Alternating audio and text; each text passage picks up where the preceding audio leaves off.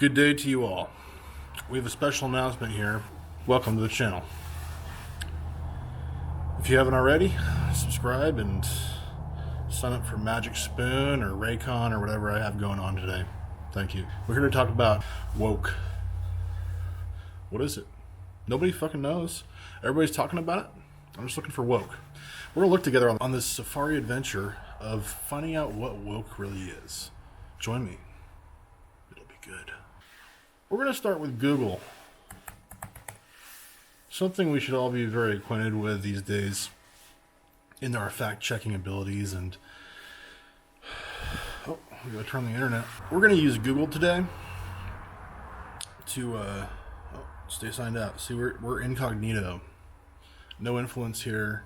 We're going to cross-check our sources and see what woke really is. In fact, definition of woke. What does it mean?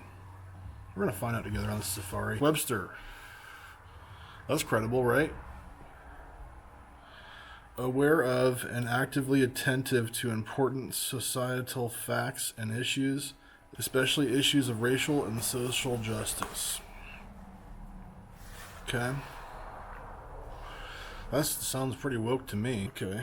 Blah, blah, blah. Barbara Lee, whoever that is. Blah, blah. So basically, woke is just being attentive to important societal facts and issues. Okay, so we do not want the American public awaked. We're figuring this out together. We're going on a deep dive. We've been hearing of DEI a lot lately as well. Definition of DEI. What does it mean? Okay, university. These are all libs. You know? What is lib? We'll look that one up next. Let's check out Wikipedia. We know that's credible. Anybody can contribute. It's great. In the United States, diversity, equity, and inclusion, DEI, are organizational frameworks that seek to promote the fair treatment and full participation of all the people, particularly groups who have historically been underrepresented or subject to discrimination based on identity or disability. That's too woke, man. We can't have that. No, that's... Come on. It's America. Blah, blah, blah, blah, blah. Idea. Okay. Equity. Definition. Okay. Nope. Woke. And lib. There we go. Fairness or justice in the way people are treated. That sounds terrible. We shouldn't have that in the country. What are we doing? Let's go to YouTube for our real facts here. YouTube has all the facts. We're here to get them started. DEI. DEI cuts on education, News Nation, blah, blah, blah, News Nation. Oh, yeah, cool. Shut up. PBS, that's a good one. Since President Donald Trump returned to the White House, rolling back diversity, equity, and inclusion initiatives has been at the top of his agenda. He's issued executive orders that target DEI programs, dismantling decades of federal anti-discrimination policy. For Black History Month, John Yang explores the origins of DEI in America in our latest installment of Hidden Histories. Long before DEI became a household term, there were other efforts to move toward equal rights for all Americans. No, that's terrible. Some of the earliest were in the late 1800s, during the post-Civil War Reconstruction era. As southern states enacted Jim Crow laws making segregation in public spaces legal, Congress established the Freedmen's Bureau. It provided formerly enslaved people basic necessities, helped them look for jobs and acquire land of their own. In 1866, President Andrew Johnson vetoed legislation to enforce those amendments, arguing that it discriminated against white people. And pressure from white Southerners led to the closure of the Freedmen's Bureau just 7 years after it had been established. Nearly a century later, Black Americans were still battling racism and discrimination. Oh, whatever. I had a chance. Led by icons like the Reverend Martin Luther King Jr., they united during the Civil Rights Who's that guy? Movement, He looks kind of woke. pushing back against the systems that excluded them. At the height of the movement, John F. Kennedy became the first president to call for affirmative action, using the term in an executive order targeting racial bias in the hiring practices of government contractors. In 1964, President Lyndon Johnson signed the landmark Civil Rights Act, which banned employment discrimination based on race, color, religion, sex, and national origin. By the 1990s, That's horrible. a backlash Man, our country had went in the emerged wrong over direction. action. Voters in California, Washington State, Michigan, and Arizona banned its use in public employment and higher education admissions. Libs. Then, May 25th, 2020, George Floyd was killed by Minneapolis police, igniting months of protest across the nation and around the world. Racial justice was back in the nation's collective conscience, this time with support from large corporations. Many of them created DEI committees and pledged to invest billions of dollars to promote racial equity. But companies began ending these initiatives after the Supreme Court in 2023 banned affirmative action in college admissions.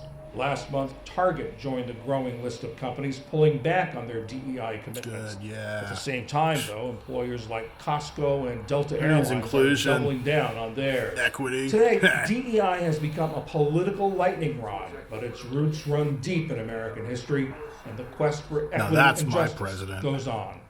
Earlier, I spoke to Sean Harper from the smiles. University of Southern California's Race and Equity Center.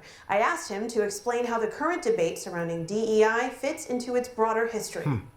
I think that this is a very particular moment in which the three letters DEI are being scapegoated, villainized. Everything is being blamed on those three letters. But as it turns out, most polling shows that most Americans actually believe that diversity is a good thing for our country. Oh, no that way. People ought to be treated equitably, and that workplaces and retail environments and schools and so on ought to be inclusive environments. So shameful. Sort of broader ideals. Oh my God, we're on the DEI, safari and it's getting bumpy. Very much remain at the American core, but it's just that those three letters, the three-letter acronym, is being politically scapegoated during this time. Why has it become so politicized? Let's rewind almost 5 years ago when Minneapolis police officer Derek Chauvin murdered George Floyd, and we all saw it play out via Darnella Frazier's video footage. You know, that forced a global reckoning with structural and systemic racism here in the United States. That was a conversation, frankly, that most Americans didn't care to have, and they were certainly unprepared to have it, but yet they were dragged into it. So terrible. what we saw almost immediately, you know, after that summer of racial reckoning, if you will, was a bit of an allergic reaction. Well, that allergic reaction then became legislative as states across the country began to, you know, defund and ban the teaching and learning about diversity, equity, and inclusion in schools and DEI offices. Yeah, don't make people feel included. That would be terrible. Obviously, on Derek Chauvin's murder of George Floyd, but it certainly marks a pivotal chapter in our nation's history. As you mentioned, there are DEI programs that came about can't even put a sentence together. Government entities across the country. What was the intended goal of those sorts of efforts? The intended goal of those efforts was to right America's past and present wrongs as it pertains to racism, sexism, homophobia, transphobia, disability discrimination, so on and so forth.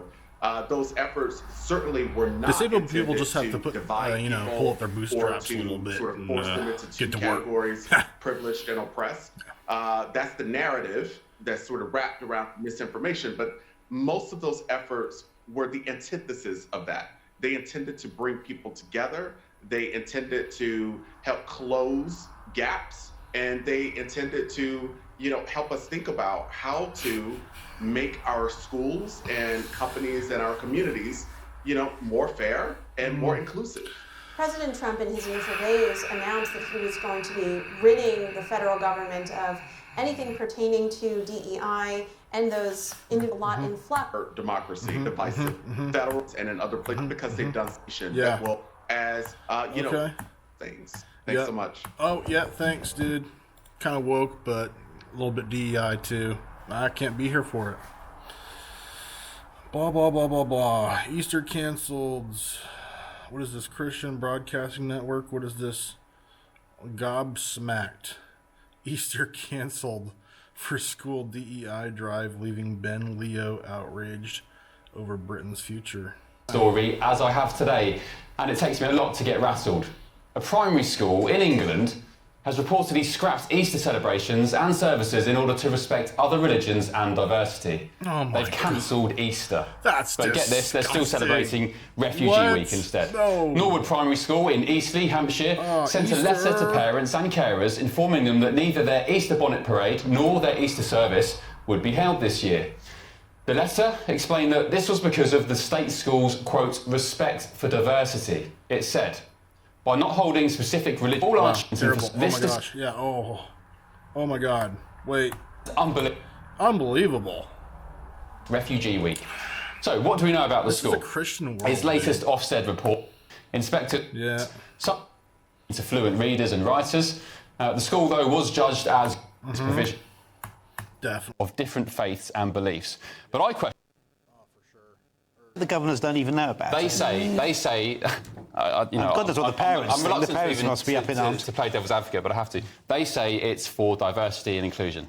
But it's the opposite of diversity, isn't it? That's why I get depressed when I hear those words. Stupid decision. Because, you know, in the 90s when my son was Began